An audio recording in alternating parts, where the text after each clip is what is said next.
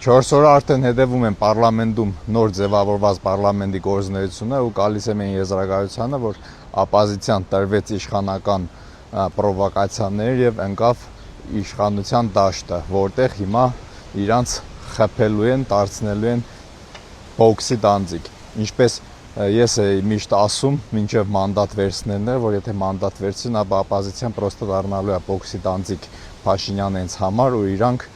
պարլամենտում իրանք սկսելու են խփել։ Ցավոք սրտի оппозիցիան դա թույլ տվեց ու ընկան Փաշինյանի դաշտում։ Ինչ պետք է աներ, որ оппозիցիան չընկներ այդ դաշտ, որտեղ ինքը կերվելու է, քանի որ Փաշինյանին այդ դաշտում լավ փորձ ունեն ու դա իրանց մակարդակն է։ Փաստացի ԿՊ-ն բացի, ասենք, քննադատելուց, մարդկանց վրա գործ սարքելուց, ինչ որ անհիմն մեղադրանք ներկայացնելուց ուրիշ բանով չի զբաղված ու դրանով այս 8 տարի մոլորացնում է հանրությանը, իսկ ընդդիմությունը տրվեց դրան ու դարձավ էլի այդ ամենի մի մասը։ Ինչ պետք է անի вообще-то ընդդիմությունը, հա, որպես ընդդիմություն։ Ինքը պետք է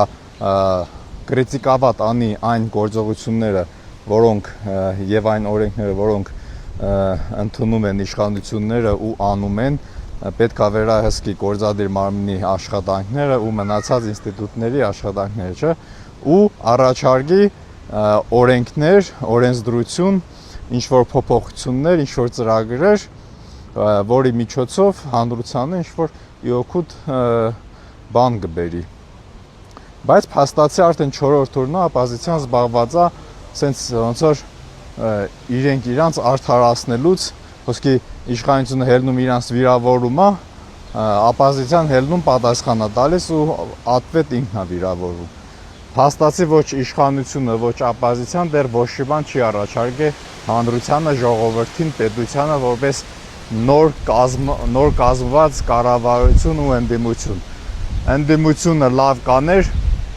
հիմա ինքը